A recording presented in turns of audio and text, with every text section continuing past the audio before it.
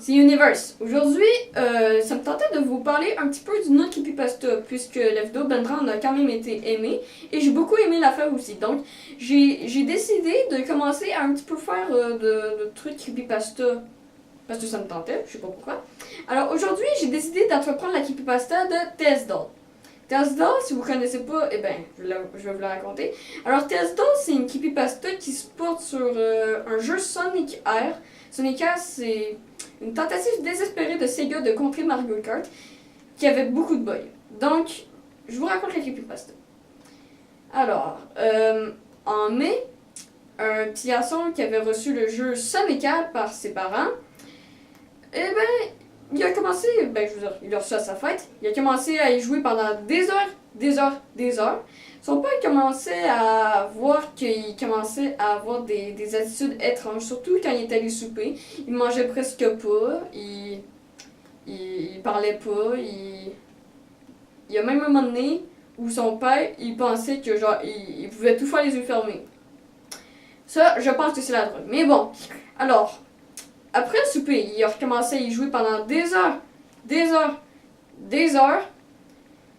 qui est venu l'heure d'aller dormir.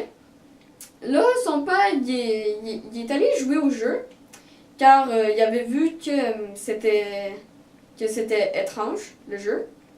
Alors, il a commencé à y jouer un petit peu, genre pendant 30 minutes.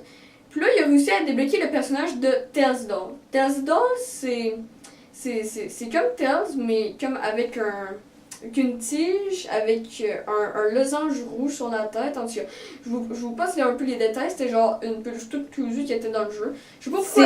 C'est un peu comme celui-là, c'est une peluche, là, mais comme avec des trucs fuckés, là.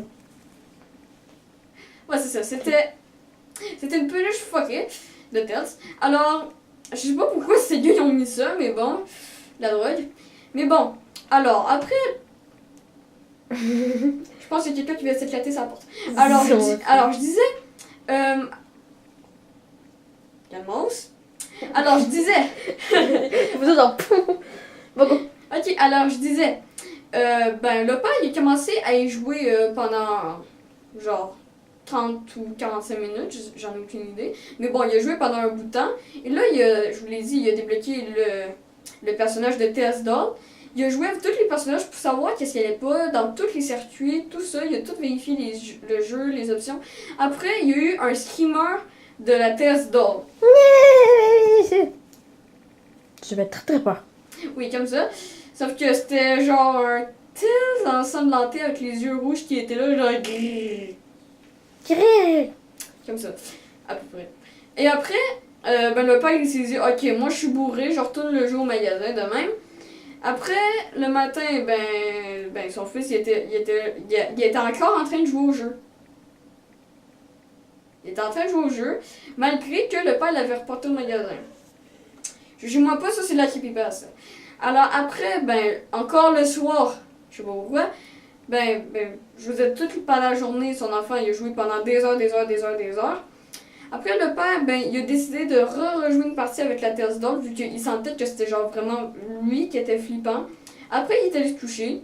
Après, il y a une voix dans sa tête qui est arrivée, genre, réveille-toi! Donc, il pensait que c'était son fils. Sauf que là, après, il s'est réveillé, il a vu une peluche de Tess qui était... Une peluche de Tess qui était pareille à celle dans le jeu Sonic Air, mais en beaucoup plus flippante, puis dans la vraie vie. Après, elle a tué le père. Mais voilà la fin de l'histoire. Ouais. Bon, jugez-moi pas, mais bon, je trouve que la creepypasta est pas si mal, mais je veux dire... c'est parce que ça se porte sur un jeu qui a été totalement raté, donc... Merdique. Fait que si, genre, on aurait pu une creepypasta sur un jeu vraiment flippant comme...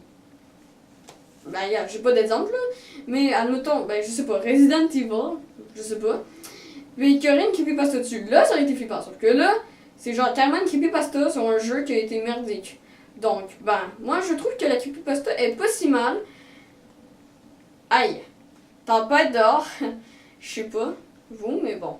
Alors, c'est la fin de cette vidéo. Vous pouvez liker, partager et surtout vous abonner si ça vous tente, parce que ce serait vraiment très très sympa de votre part.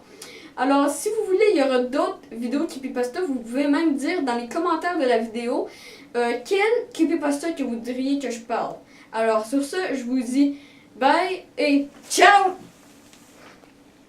Attends pas! J'avais très très peur.